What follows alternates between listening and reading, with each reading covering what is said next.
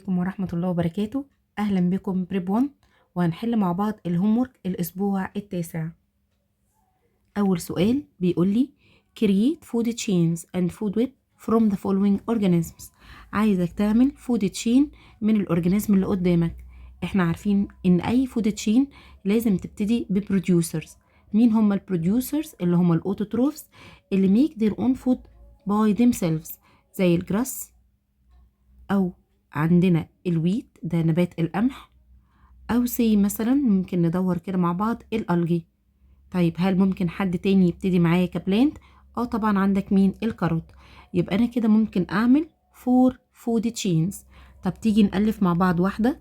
لو أنا اخترت سي مثلا الويت القمح، نبات القمح ده مين اللي ممكن يعمل فيدنج عليه أو ياكله؟ ممكن يبقى العصفور الاسبارو. ميس، طب السبارو مين اللي ممكن ياكله؟ ممكن طبعا يكون الفوكس. ممكن الفوكس يبتدي يهجم عليه لاين، واللاين في الاخر هيبقى ديد وهينتهي بمين؟ بالبكتيريا اند فانجاي. يبقى في الاخر خالص بالديكومبوزرز البكتيريا اند فانجاي. ممكن اعمل فود تشين كمان. تيجي نألف سوا الفود تشين التانية. ممكن ابدأها مثلا سي لو عندي جراس، ابتدي افكر مين اللي ممكن يتغذى على الجراس. ممكن طبعا تبقى الدير اللي هي الغزالة. طيب الدير ممكن مين اللي يهجم عليها؟ اكيد طبعا ممكن يبقى لاين. طيب اللاين ده ممكن في الاخر خالص يموت، وبرده هتتغذى عليه الديكومبوزرز اللي هي البكتيريا اند فانجاي. هنعمل فود تشين رقم 3. هنبتدي سي مثلا بالالجي الطحالب. مين اللي ممكن ياكل الالجي؟ ممكن طبعا تبقى الفيش. طيب الفيش ديت ممكن ياكلها ايه؟ ممكن تبقى لارج فيش مثلا تاكلها، او اي حاجة تانية. ممكن ألف اكتر من فود تشين. طب ممكن الفيش بتاعتي يتغذى عليها السيل، والسيل بعد كده ممكن ان هو مثلا سي يموت، وبرضه تتغذى عليه البكتيريا والفنجاي. لو عايزة اعمل another food chain ممكن نبتدي بمين؟ ممكن ابتدي بالكاروت. الكاروت هيتغذى عليه طبعا الرابت. ممكن الرابت ده يبتدي ياكله سنيك، والسنيك ممكن يعمل له هانتنج او يصطاده سي مثلا الفالكون، والفالكون بعد كده هيموت ويديني البكتيريا والفنجاي الاتنين يتغذوا عليه. السؤال اللي بعد كده create an energy pyramid from the following objects. مديلك شوية objects أو حيوانات وبيقولك اعمل منهم food chain. لا، المرة دي طالب منك pyramid أو energy pyramid. مين عندك في البيز بتاعت البيراميد؟ طبعا بيكونوا البروديوسرز، بعد كده هيبقى فيه البرايمري كونسيومرز، بعد كده السكندري، وبعد كده مين؟ الترشري. يلا نعمل مع بعض الفود بيراميد بتاعنا. رسمت الفود بيراميد، حطيت في البيز البروديوسرز الكاروت الجراس الويت الالجي. بعد كده طلعت على الهيربيفورس اللي هيتغذوا على البروديوسرز زي الشريمب او الدير، الرابت، السبارو او الفيش. طلعت بعد كده لانذر فود ليفل، رحنا عند الفوكس والسيل والسنيك، وابتدي افكر مين ممكن دول ياكلهم. عندك البير واللاين والفالكون. السؤال بيقول mention the type of food relationship in each of the following. ايه نوع relationship اللي بين الكائنات ديت؟ تيجي نقرا مع بعض. نمبر 1 the remora fish that sticks on the shark body and gets its food remains without affecting it on the shark. يبقى لو احنا عندنا شارك وعليه على البادي بتاعه من فوق ريمورا فيش. الريمورا فيش عبارة عن سمكة صغيرة بتبتدي تلزق نفسها او تعمل ستيكينج على البادي بتاع الشارك. طيب هي بتأذي الشارك؟ قالك لا، without affecting it on the shark، مش بيأثر عليه. طيب الريمورا بتستفيد؟ بالفعل بتستفيد، لان هي بتتغذى على الفود ريمينز اللي بيسيبها الشارك.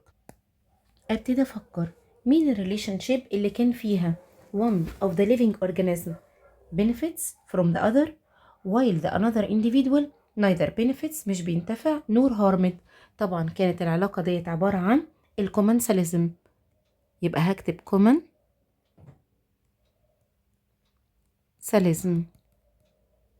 relationship number 2 the falcon that hunts the mice. الفالكون الصقر بتاعك هيبتدي ياخد مين؟ هيصطاد المايس الفئران. ابتدي افكر، الفالكون هيعمل فيدنج على المايس، هل المايس هتستفيد؟ اكيد طبعا لا. المايس هنا harmed or loses its life، يعني الماوس بتاعي هيبتدي يموت ويفقد الحياة بتاعته، بس الفالكون طبعا هيستفيد. مين الريليشن شيب اللي عندنا؟ كان في individual get benefits from the other والتاني may lose its life. طبعا العلاقة دي كانت البريديشن أو ظاهرة الافتراس، يبقى أنا هكتب predation. relation number 3 the trees in the forest are densely packed together blocking the light from the short trees. معنى السؤال إن الشجر العالي أو الكبير هيبتدي يتكاثف ويدخل في بعضه ويمنع عن بعضه الضوء. يعني مس الشجرة هتتخانق مع الشجرة اللي جنبها ومين الأطول هي اللي هتاخد اللايت والتانية لأ، يعني في الحالة ديت هيتنافسوا كلهم بالظبط، يعني الطويل هيقدر ياخد اللايت والقصير ممكن يبتدي يمتنع عنه اللايت خالص. طب في الحالة ديت اسم الريليشن شيب هتكون طبعا دي هتكون الكومبيتيشن، يبقى هنا الكومبيتيشن.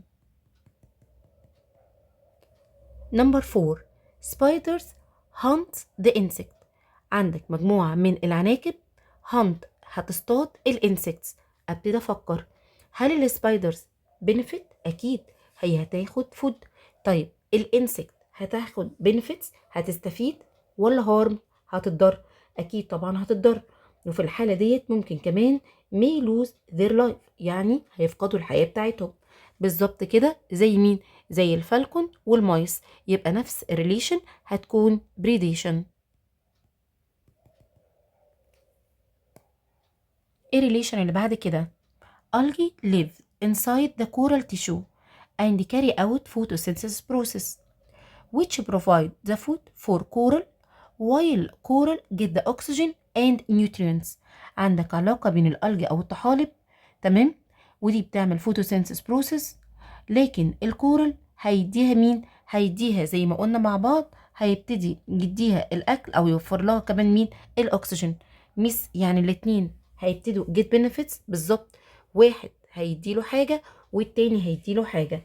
ابتدي افكر مين الريليشن اللي فيها البوث individual مالهم يمس benefit from each other، هيستفيدوا من بعض other or without causing harm to either of them، مفيش فيهم حد هيتضر.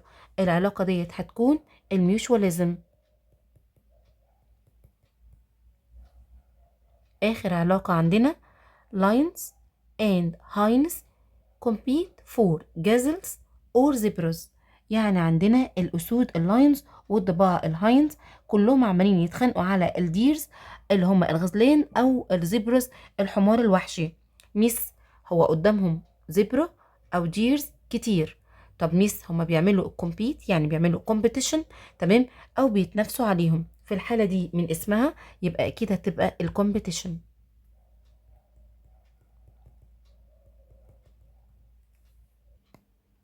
السؤال اللي بعد كده what's meant by each of the following. مديلك اكتر من ترم او اكتر من ايتم وعايز يعمل لك الديفينيشن. الانديفيدوال، البايو كوميونتي، الكومبيتيشن، كومنساليزم، فود تشين، ديكومبوزرز اند فود ويبس. هقراهم معاك واحده واحده علشان نفتكر الديفينيشنز بتاعتهم. Number 1 the individual is a single living organism that belongs to a specific species of living organism. طبعا يا بريب 1 كل الديفينيشنز ديت لازم ادخل الامتحان اكون حافظها. Number 2 البايو community a various biotic populations of different species that inhabit the same environment. Number 3 الcompetition a nutritional relationship between two individuals of the same species for a food resources that exist in a limited quantities which negatively impact their growth or survival.